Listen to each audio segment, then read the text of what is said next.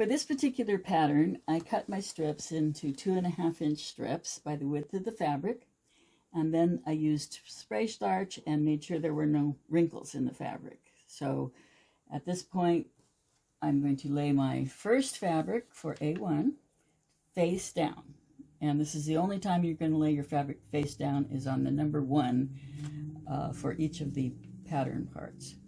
Okay, now I want this to cover, so I fold on my line between A1 and A2 because that's where my seam is going to be, and I estimate 1/4 inch, or you can measure if you want to, but anyway, I leave a little bit more probably than 1/4 inch. Some people actually glue their pattern to the fabric. I didn't like that because I found it was hard to take the paper off at the end. Some people just pin it.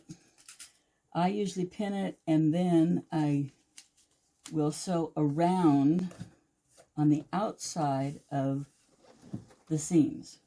And the reason I sew on the outside of the seams is because then I don't have to pull it out. It's like a basting stitch.